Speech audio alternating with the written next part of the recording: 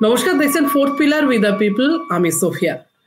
আমরা আমাদের আজকের আলোচনায় এমন একজনকে আমাদের সঙ্গে পেয়েছি যিনি 65-এর যুদ্ধে অংশ নিয়েছেন, 71-এর যুদ্ধে অংশ নিয়েছেন। তাকে আজ আমাদের অনুষ্ঠানে পাওয়ার সৌভাগ্য আমাদের হয়েছে। আমাদের সঙ্গে রয়েছেন উইং কমান্ডার প্রদীপ ভাদুড়ী। প্রদীপ, উইং কমান্ডার ভাদুড়ী, আপনাকে স্বাগত জানাচ্ছি আমাদের আজকের এই অনুষ্ঠানে, আমাদের আলোচনায়। এবং একই সঙ্গে তার সঙ্গে রয়েছেন তার সুযোগ্য পুত্র, তিনিও ভারতীয় সেনাবাহিনীর প্রাক্তন সেনাকর্তা, তিনি কর্নেল আর ভাদুড়ী। আপনাদের দুজনকেই স্বাগত জানাচ্ছি। আপনাদের সঙ্গে আজ আমরা কথা বলবো এবং বিশেষ করে 71-এর মুক্তিযুদ্ধের বিষয়ে উইং কমান্ডার ভাদুড়ী, আপনার কি অভিজ্ঞতা, আমরা সেই বিষয়ে শুনতে চাই। শুরুতে আপনাদের দুজনকেই স্বাগত জানাচ্ছি আমাদের এই অনুষ্ঠানে। Thank you. শুরুতেই উইং কমান্ডার ভাদুড়ী, আপনার কাছে আসি। 71-এর মুক্তিযুদ্ধ আমরা জানি যে সেই সময় কি ধরনের পরিস্থিতি হয়েছিল পশ্চিম পাকিস্তান এবং পূর্ব পাকিস্তানের মধ্যে, এবং কতটা নিপীড়নের শিকার হতে হয়েছিল বাঙালিকে, সেরকম প্রচুর গল্প আমরা শুনেছি। সেই অভিজ্ঞতা অনেকেই আমাদের সঙ্গে ভাগ করে নিয়েছেন, আমরা জেনেছি। আপনি সেই যুদ্ধে সরাসরি অংশ নিয়েছিলেন। শুরুতেই আপনার অভিজ্ঞতা আমরা শুনবো। সেই সময়কার সেই কি পরিস্থিতি ছিল, কিভাবে আপনারা যুদ্ধে অংশগ্রহণ করলেন, সেই অভিজ্ঞতা আপনি যদি আমাদের সঙ্গে শেয়ার করেন। একদম শুরু থেকে তাহলে শুরু করি। আমি ইন্ডিয়ান এয়ারফোর্সের একটা প্যাকেট এয়ারক্রাফট বলে স্কোয়াড্রন ছিল, 19 স্কোয়াড্রন। আমার স্কোয়াড্রন ছিল আগ্রায়, কিন্তু আমি পাঠানকোট থেকে লে লাদাখের আর্মির এয়ার মেইনটেনেন্স এর জন্য অপারেট করছিলাম সেই সময়, জাস্ট যুদ্ধের আগে। এবং যখন যুদ্ধের অবস্থা মোটামুটি ক্লিয়ার হচ্ছে আস্তে আস্তে, সেই সময়তে ওয়েস্টার্ন যতগুলো এয়ারফিল্ড আছে সেই সবগুলো এয়ারফিল্ড থেকে ফাইটার এয়ারক্রাফট ছাড়া আর সমস্ত এয়ারক্রাফটকে ফেরত পাঠিয়ে দেওয়া হয় পাকিস্তান এয়ারক্রাফটের অ্যাটাক রেঞ্জের বাইরে।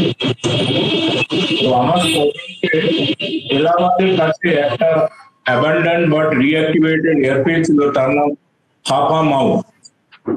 সেই জায়গাতে শিফট করে দেওয়া হয় পুরো লক স্টক অ্যান্ড ব্যারেল।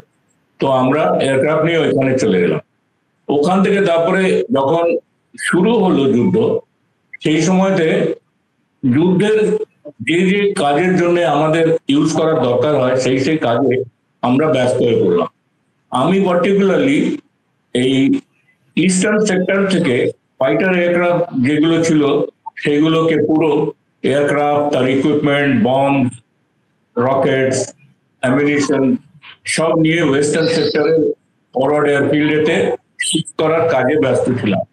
হঠাৎ করে আমাকে মাঝ রাস্তায় বলা হলো যে তুমি ওইখানেতে ছেড়ে দিয়ে পাঠানকোটেতে তোদের নামিয়ে দিয়ে একদম সোজা পাপামাউতে চলে গেলাম।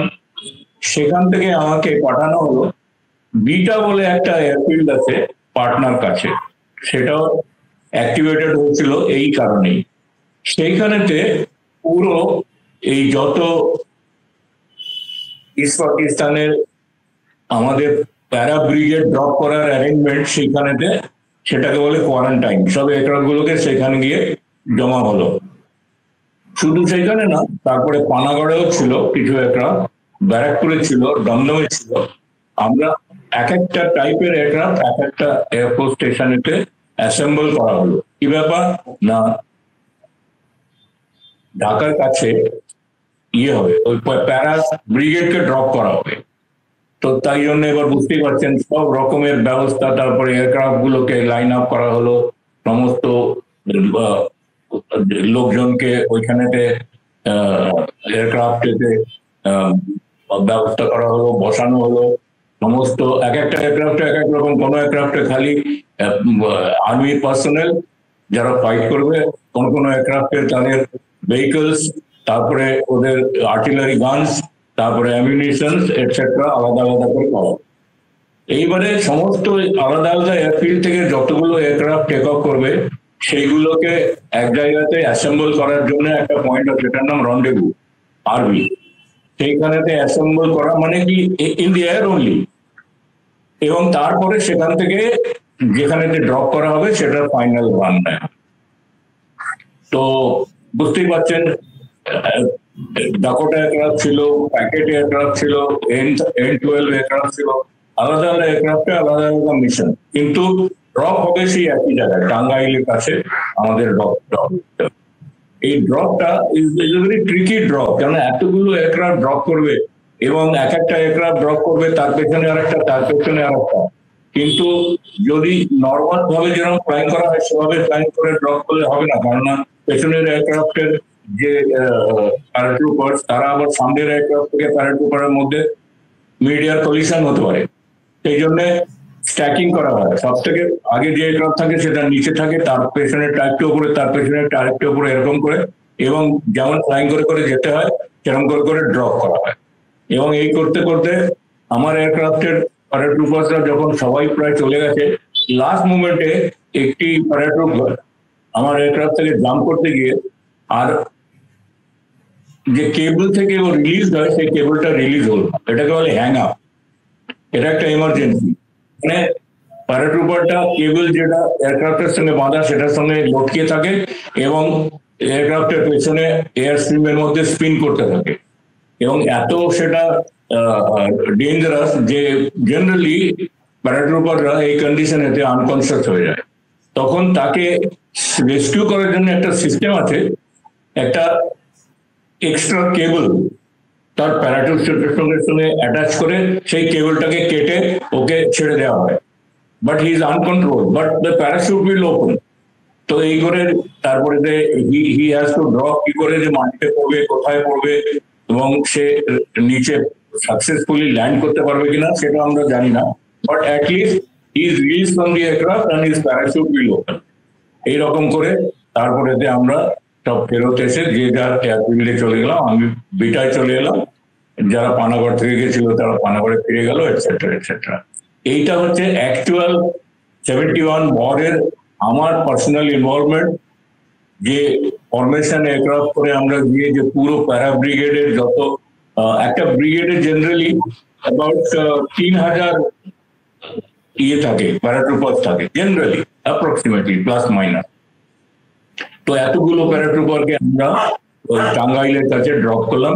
তারপরে তো আপনারা তো বেশিরভাগ লোকে সবাই জানে ওরা ড্রপ করার পরে ওরা কি করে, ওরা এক জায়গায় অ্যাসেম্বল করে ইউনিট ওয়াইজ, এবং তারপরেতে they are given their missions and they did a very successful job, and that is how Dhaka was taken very I must say comfortably, and the Pakistani army had surrendered. এটা হলো আমার special activity in 71 war. As a pilot, I had taken part in airdropping the whole para brigade as a part of the whole formation, and then এটা হচ্ছে particular একটা activity. তারপরে যে I had gone to Bangladesh in the equipments, arms ammunitions, তারপরে medical supply এইসব নিয়ে ঢাকাতে land করেছি। আর ওইদিকে তখন নর্থ সাইডে রাজশাহীতে, আর রাজশাহীর কাছে আর একটা ওরা এয়ারফিল্ড রেডি করেছিল। এইগুলোতে যুদ্ধের ভেতরেতেই জাস্ট ঢাকার ইয়ের আগে, সারেন্ডারের আগে আমি এইগুলো করেছি। করার পরেতে তারপরে তো ইতিমধ্যে ঢাকায় গিয়ে ইয়ে হয়ে গেল, তো আপনার সারেন্ডার হয়ে গেল। এই সারেন্ডার হওয়ার পরেতেও একটা আমার খুব ইন্টারেস্টিং এক্সপিরিয়েন্স হয়েছিল। আমি ঢাকায় গিয়েছিলাম, ওদের মেডিকেল সাপ্লাইজ, ওদের ইউনিফর্ম আর অনেক বই এগুলো নিয়ে গিয়েছিলাম। যাওয়ার পরেতে ওইখানেতে ল্যান্ড করার পরে তখন বাংলাদেশ হয়নি, পাকিস্তানি এয়ারফোর্সের বাঙালি যারা মেম্বার ছিল তারা এসে আমাকে জড়িয়ে ধরে খুব মানে এত আদর যত্ন করলো, আর বলতে থাকলো, স্যার আপনারা আমাদের উদ্ধার করেছেন, আমরা জানেন বাংলা বই পড়তে পারতাম না, ওরা ব্যান্ড করে দিয়েছিল, হ্যাঁ, তাই আপনি এদের দিয়েছেন, আমরা বই নিয়ে গেছিলাম অনেক বাংলা, তাতে খুব খুশি ওরা। আর তখন আমার মনে হলো যে ফাইনালি বাঙালিরা এক হতে পারবে। এই আমার পার্টিকুলারলি পার্সোনাল এক্সপিরিয়েন্স ফ্লাইং এর দিক থেকে। গ্রাউন্ডের অ্যাক্টিভিটির সঙ্গে তো আমি যুক্ত ছিলাম না, খালি ল্যান্ড করে দেখেছিলাম যে হ্যাঁ আর্মি কোথায় কি করতে না করতে। But I flew as a pilot of packet aircraft. সেই প্যাকেট এয়ারক্রাফটের ব্যাপারে জানি না লোকেরা জানি কিনা। It is about 35 ton total weight, তার ভেতরে অ্যাবাউট 10 টনস এর মতো ইকুইপমেন্ট নিয়ে যেতে পারে অ্যাট ওয়ান টাইম। তো এই ইকুইপমেন্ট নিয়ে পার্সোনেল নিয়ে আমি 71 লড়াইতে এদিক থেকে বাংলাদেশের যেসব জায়গাতে দরকার সেসব জায়গাতে গিয়ে ল্যান্ড করে আর্মির সাপোর্টে এই আমার ফ্লাইং অ্যাক্টিভিটির এই হচ্ছে আমার পার্সোনাল এক্সপিরিয়েন্স। এইবারে আজ C5 এর ব্যাপারে যদি শুনতে চান তাহলে একটু ইন্টারেস্টিং ব্যাপার। পাকিস্তান 47 এর পরের থেকে ইন্ডিয়াকে অ্যাটাক করবে বলে প্ল্যান করে আসছিল। They were all preparing themselves. 47 এও তাই, 65 এও তাই, 75 এও পাকিস্তান ওয়াজ অনলি প্ল্যানিং। কিন্তু আমরা তো আর প্ল্যান করছিলাম না অ্যাটাকের জন্য, কাজে আমরা ডিফেন্ড করার জন্য তখন এমন অবস্থা যে আমার যে কলিগরা এবং আমার সঙ্গে যারা পাস আউট করেছে তাদের কত বছর, 1 বছর 1.5 বছরের এক্সপিরিয়েন্স, কিন্তু we were sent to fight against the Pakistani land as well as air activity তে। হ্যাঁ, 1 বছর 1.5 বছরের অভিজ্ঞতা নিয়ে আমরা পাকিস্তানের সিনিয়র পাইলটদের সঙ্গে একবারে মুখোমুখি সামনাসামনি লড়াই করি। আমাদেরকে যেতে হয়েছিল because we had no choice, we had to defend our country। তাই আমার তখন মাত্র 1.5 বছরের experience. 64 I got commission and it happened in September 65. So you can imagine April 64 to September 65, just about 1.5 years, and I was sent to fight. But I went and then we couldn't help it, so we went, and it was a terrible affair, very difficult war it was. And actually we do celebrate we won 65, but in fact it was a stalemate. In 65 neither Pakistan won nor we won, but it so happened that before the war ended by itself we were stopped, and that is how, whatever was the situation, we were told to move no more. Pakistan was told to move no more, and we stopped. So that is how 65 ended. But I had a very terrible experience. I had been sent to fight along with the army, because তখন একটা নতুন concept শুরু হয়েছিল যেটাতে air force পাইলটদের আর্মির সঙ্গে পাঠানো হতো, যাতে ফরওয়ার্ড এরিয়াতে থেকে ওদের এয়ারফোর্স আর আমাদের এয়ারফোর্সের এয়ারক্রাফটের কন্ট্রোল করা যায়। অ্যান্ড কন্ট্রোল কে করবে? এয়ারফোর্স পাইলট ছাড়া কেউ করতে পারবে না। কিন্তু সেই আর্মির যে লড়াই, সেই লড়াইয়ের সঙ্গে এয়ারফোর্স পাইলটের লড়াইয়ের আকাশ পাতাল তফাৎ। এয়ারফোর্স পাইলট হাওয়াতে ফ্লাইং করে, তার লড়াই করে, শুট করলেও তাই, আর গ্রাউন্ড অ্যাটাক করলেও তাই, নিজের চোখে কিছু দেখতে পায় না। কিন্তু on ground it is, my God, it is just miserable situation. Army যে হ্যান্ড টু হ্যান্ড ব্যাটল হয় সেটার সঙ্গে এয়ারফোর্স পাইলটের কোনো আন্দাজই নেই। But I was sent and I went, and then of course I had the unique experience of capturing 2 Patton tanks. You know, it a miracle, but it happened because I was sent to assist the Patton tank commander. So he took me one day for recce, and then we captured 2 brand new Patton tanks, and we drove them back. So that was one feather in my cap. Being an Air Force pilot, I participated in capturing Pakistan. So that was the 65 hours experience. And then again another one I fought, which I told you, it was in 87. So that was I told you I fought 3 wars. So 87, Rajiv Gandhi sent us to Sri Lanka. So that was also a very what should I say, adventurous activity that I had endured. Okay, so that is my personal experience. What else do you want to know? You ask questions, I'll answer. সেই অভিজ্ঞতাও যদি আপনি আমাদের সঙ্গে share করেন, শ্রীলঙ্কায় যেভাবে সেই সময় তো ভয়ঙ্কর অবস্থা ছিল, এলটিটি সমস্ত। শ্রীলঙ্কাটা খুব ডিফিকাল্ট সিচুয়েশন ছিল। কিরকম? দি হোল ওয়ার ওয়াজ ফট in jungles, and Indian army was never trained in jungle warfare. কারণ আমাদের তো ওই জঙ্গলের ভেতরে তো কোনো ফ্রন্ট নাই। কিন্তু শ্রীলঙ্কায় যেখানেতে এলটিটির সঙ্গে আমাদের যুদ্ধগুলো করতে হয়েছিল, it was absolutely thick jungles. You couldn't see beyond 5 to 10 feet. এত thick jungle. So it was a terrible affair, and the casualties were very high. আমার পার্টিকুলার পার্টিসিপেশন বলছি, Then I was at Jorhat flying N-32, Antonov 32 বলে একটা aircraft আছে। জোরহাট থেকে we were sent to Agra for quarantine. Quarantine কি জানেন কি, নালে আমি বুঝিয়ে দিই। কোয়ারেন্টাইন হচ্ছে যুদ্ধের আগেতে এয়ারক্রাফট গুলোকে এমন জায়গায় নিয়ে যাওয়া হয় যেখান থেকে বাইরের কোনো সম্পর্ক না থাকে এবং কোনো খবর টবর এনিমি না পায়। আমরা আগ্রায় গিয়ে সব এয়ারক্রাফট যেগুলো পার্টিসিপেট করবে সবাইকে আগ্রায় নিয়ে যাওয়া হতো। নিয়ে গিয়ে তারপরে এখানে কোনো ব্যবস্থা নেই, যে যেখানে পারো সেখানে, কেউ এয়ারক্রাফটে শুয়ে আছে তো কেউ অফিসার মেসের মাটিতে শুয়ে আছে, বিকজ এতগুলো এয়ারক্রাফট এসে গেছে, তাদের ক্রুদের বাইরে পাঠাতে পারবে না, ভেতরেই বন্দি আমরা, ঠিক আছে। তারপরে তো একদিন সন্ধ্যেবেলাতে খবর এলো যে মুভ, তো আমরা ফটাফট আমার নিজের 3টে এয়ারক্রাফট নিয়ে গেছিলাম আমি আমার স্কোয়াড্রন থেকে, I was the leader. So we took up from Agra. The weather was very bad, মানে thunderstorms all over, কিন্তু অর্ডার হয়েছে যেতে হবে তো যেতে হবে। We went, we landed at Nagpur, refueled at middle of the night, and then we were told to go to Trichilapalli, সাউথে Tiruchirappalli বলে একটা জায়গা আছে, ট্রিচি বলে, সেইখানেতে যেতে হলো। সেইটা অ্যাবান্ডন্ড এয়ারফিল্ড, সেটাকে খালি অ্যাক্টিভেট করেছে।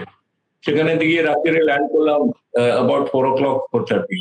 আমাদের বলা হলো যে ইমিডিয়েটলি তোমাদের টেক অফ করতে হবে, আর্মি কমান্ডো ইয়ে করে নাও। তো আর্মি পুরো কমান্ডো টিম আমার এয়ারক্রাফটে ইয়ে করলো, এলো, সব নিজেদের পুরো ইকুইপমেন্ট নিয়ে, then no rest nothing, we took off just about before dawn. It was not light yet, but it was not middle of the night, but it was about pre-dawn, you can say. তো pre-dawn এতে flying করে এখন ওদের ওখানেতে land করতে হবে without any warning. তো we had to fly just above the wave on the surface of the sea, and it is the most difficult way of flying. At night you fly over the water and you can't see the horizon. The sea also looks like the sky because ওই star গুলো reflected হয় জলের থেকে, তারপরে কোনটা যে sky আর কোনটা যে জল সেটা বোঝা যায় না, এত ডেঞ্জারাস। কিন্তু we have to skim the wave off to reach Jaffna. Jaffna is just about the beach. The runway starts at the beach of Jaffna. So we went and landed. Then army commandos quickly took over the whole airfield, and after the airfield was captured, then we sent a message back saying that now the waves can come, and therefore the other aircraft which were just getting, কারণ ওখানে তো আর কোনো উপায় নেই, C দিয়ে যেতে পারা যাবে না, it will be absolutely clear visible.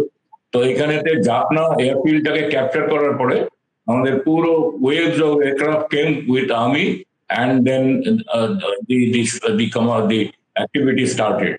And after that, we kept on flying back and forth. And then after the war started, all over Sri Lanka we had to fly.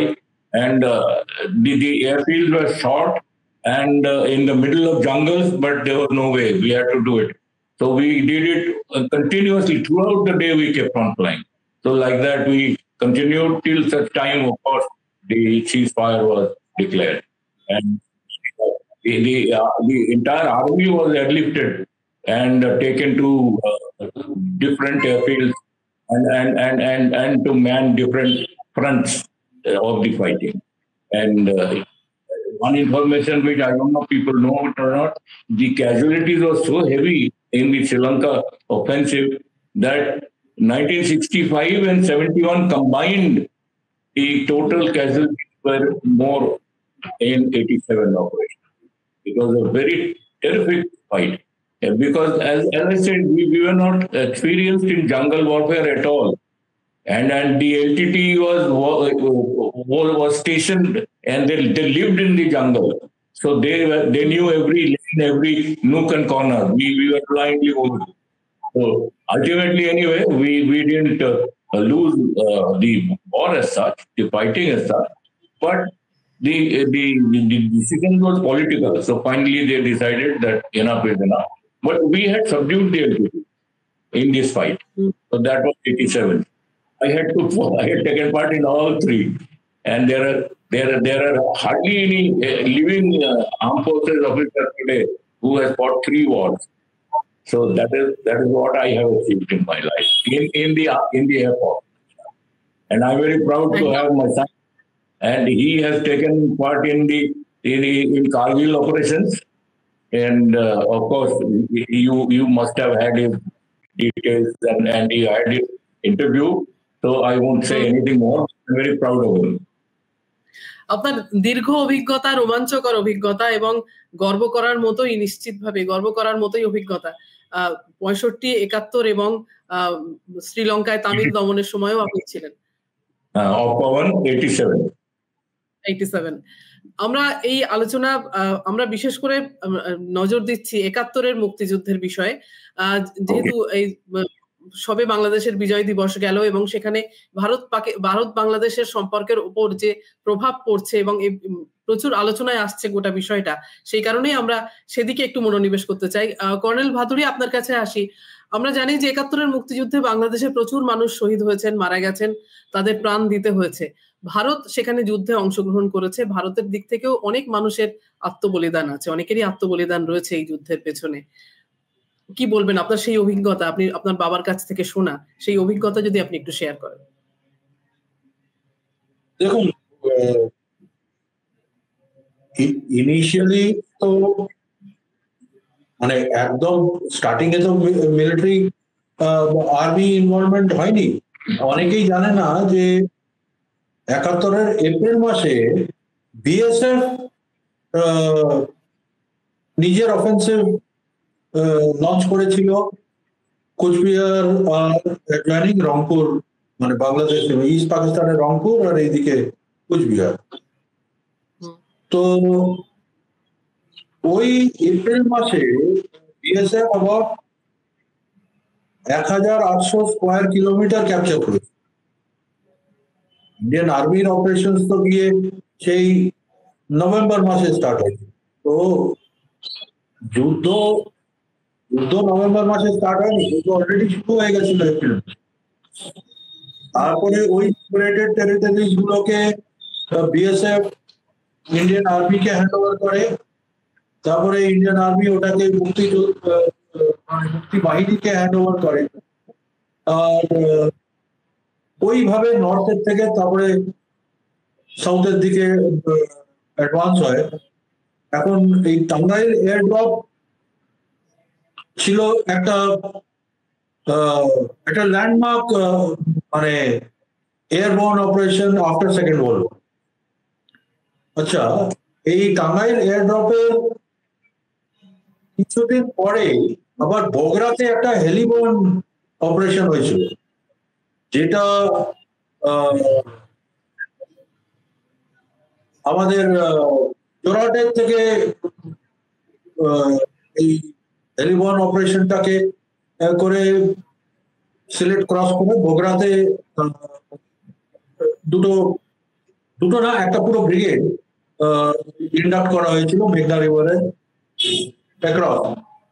কারণ eastern command analyse করলো, particularly Indian army 33 core, যে ঢাকার দিকে rapid advance করতে হলে ওই মেঘনা river cross করতে হবে।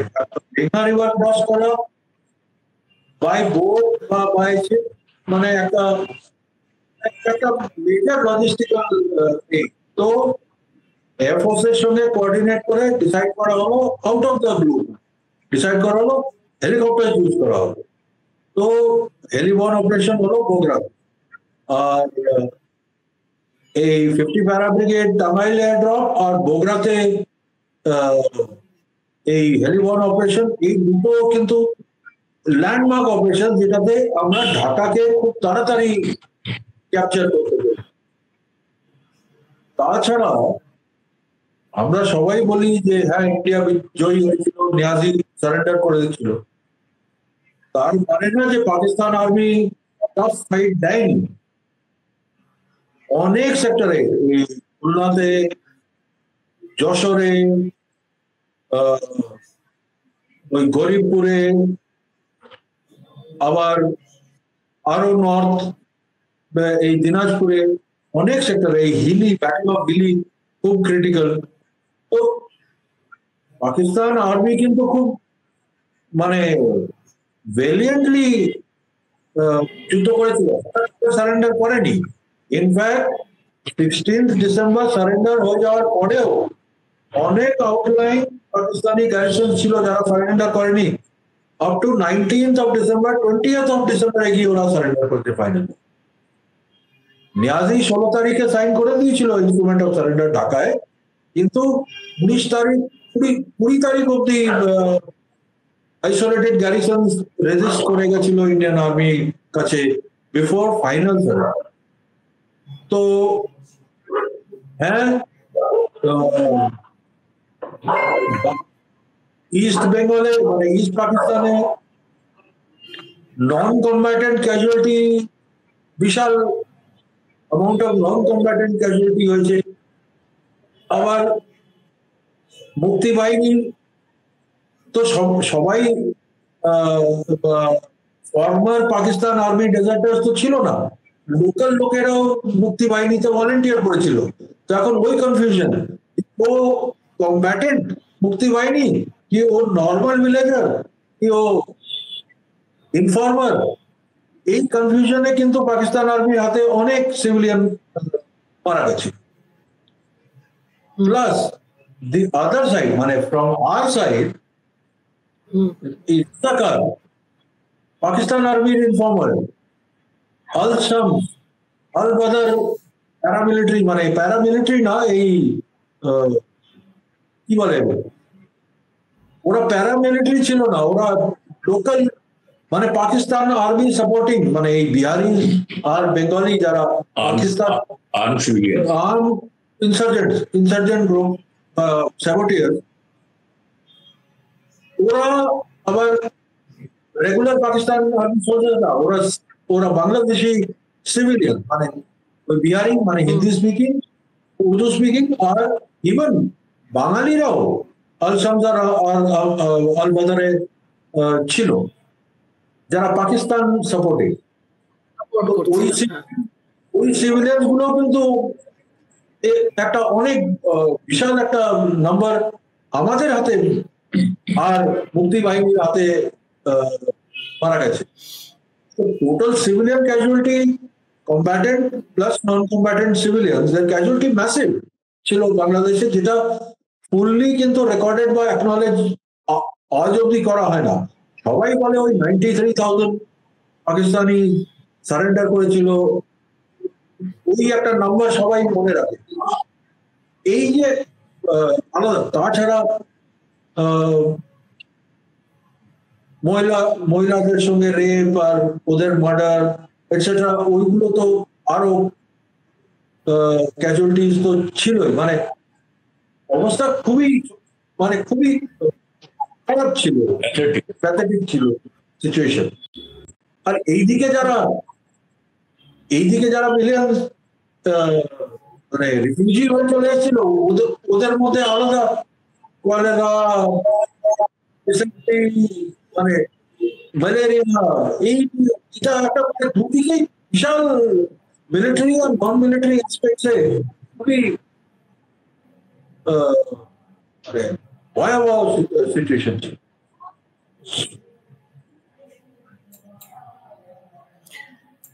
উইং কমান্ডার ভাদুড়ি, আপনার কাছে আসি।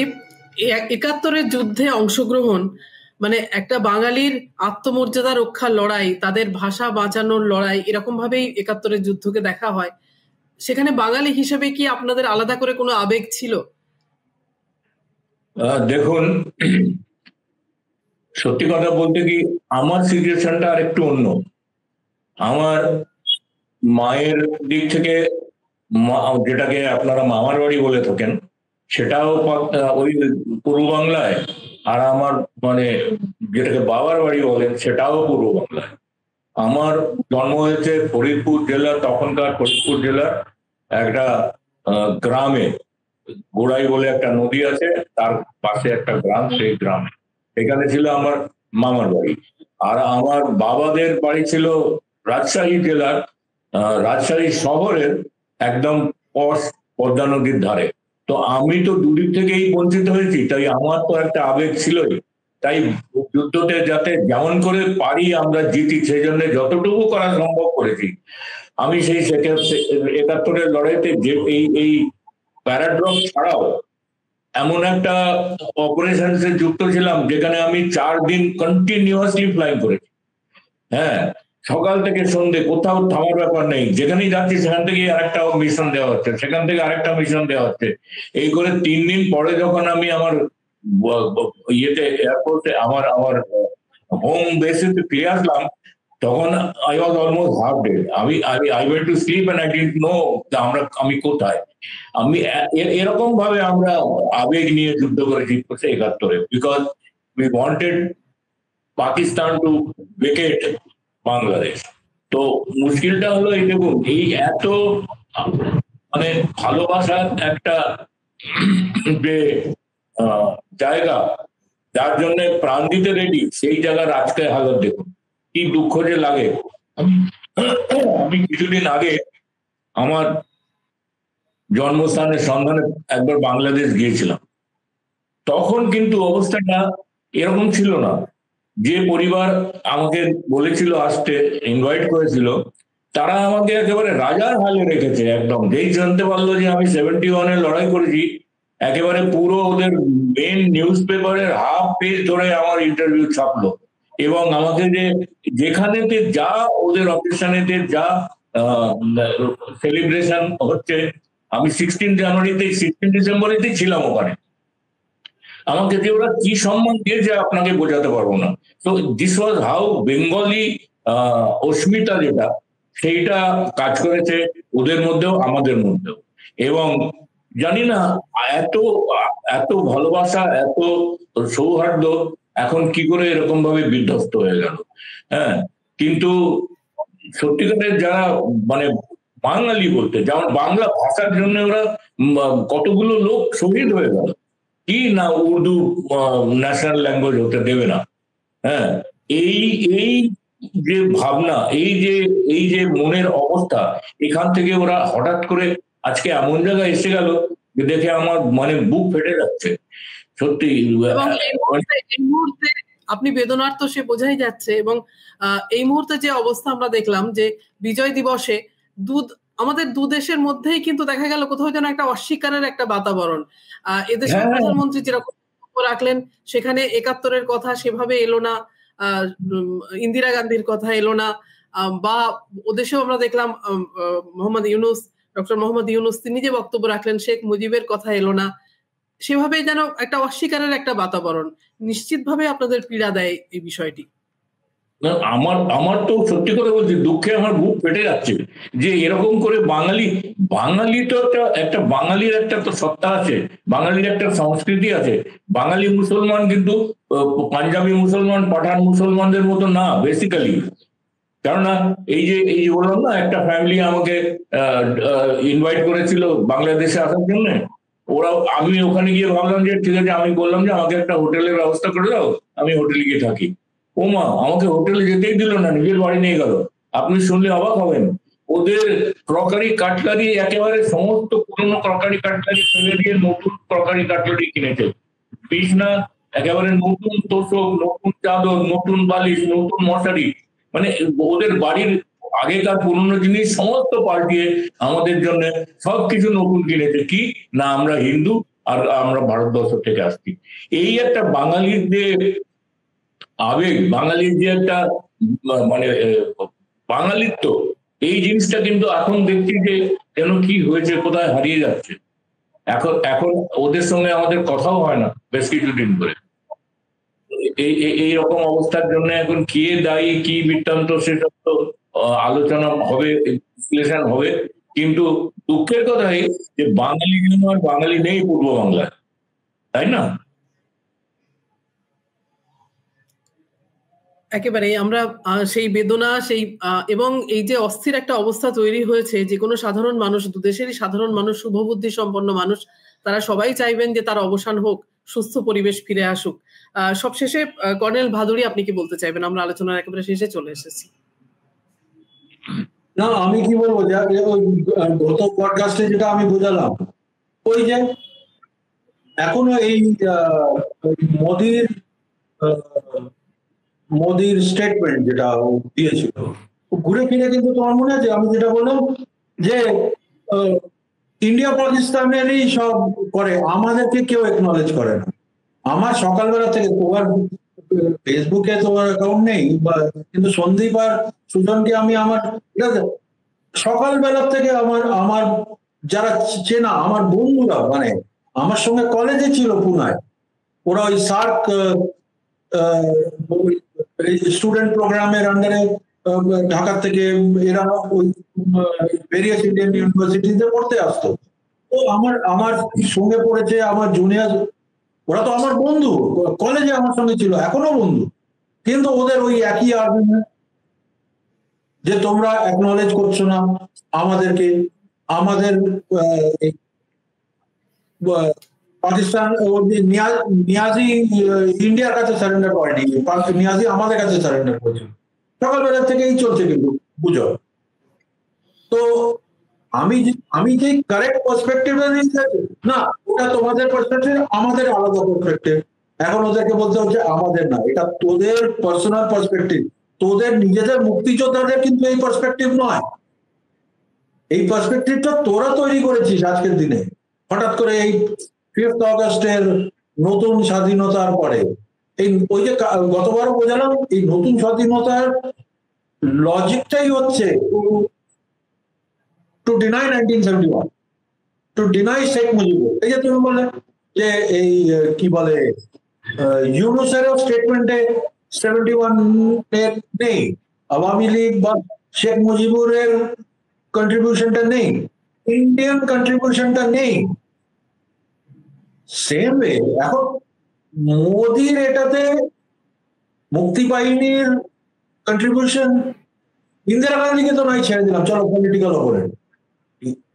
ইন্দিরা গান্ধী যখন মানে 71-এ তো 20-21 বছর বয়স, মোদি ফেমাসলি গেম করেছিল আমি বাংলাদেশের জন্য জেলে গেছি। বলো ঠিক আছে ভাই, তুই জেলে গেছিলি, তো ইন্দিরা গান্ধীকে তো রিজেক্ট করে দিলাম, কিন্তু 1971-এ joint command, general Jagjit Aurora, GOCNC eastern command আর supreme commander joint India and Bangladesh forces, ওনার দুটো স্টেটাস ছিল। তো মুক্তি বাহিনীকে অ্যাকনলেজ না করা প্রাইম মিনিস্টার অফ ইন্ডিয়া একটা খুব, মানে আমরা আর্গিউ করতে পারি যে ঠিক আছে, মানে যেমন টুইটারে যে টুইটটা এসছে ওটা খুব কিন্তু নিউট্রাল, স্যানিটাইজ, ওটার মধ্যে কিন্তু স্যাক্রিফাইস আগরুম বাগরুম করে ছেড়ে দিয়েছে। বাংলাদেশিদের এটা একটা সেন্টিমেন্টাল প্লেস, এটাকে যদি ইন্ডিয়া একটা লার্জার নেবার ওটাকে যদি অ্যাকনলেজ না করে, তাহলে তো বাংলাদেশিদের মনে আঘাত থাকবে। সে যুক্তিকর হোক না হোক, that is a different matter, কিন্তু একটা সেন্টিমেন্টাল ব্যাপার তো আছে, ওই সেন্টিমেন্টটাকে তো আঘাত দেওয়ার কোনো কারণ নেই। আর সেম যে ডক্টর ইউনুসের স্ক্রিপ্টটা লিখেছে, সে ডেলিবারেটলি ইন্ডিয়াকে মানে ওটার মধ্যে থেকে বাতিল করে দিয়েছে। তো এইগুলো পলিটিক্যাল পোস্টারিং নিয়ে কি হবে? তো ঠিক আছে, এখন এই জাস্ট অগস্ট মাসে ওরা দ্বিতীয় স্বাধীনতা পেয়েছে, একটু 6-8 মাস 10 মাস যাক, তারপর তো স্বাধীনতা, ওরা তো অলরেডি আলু পেঁয়াজ টমেটো ইলিশ পাঠাবো না, কারণ ইলিশ আমাদের কাছে সস্তা হয়ে যাবে, আমরা সবাই খাবো। তো ইলিশ তো ওরা এখনো 3000 টাকা কিলো কিনছে, সস্তা তো হলো না। তো এই সুযোগগুলো চলবে।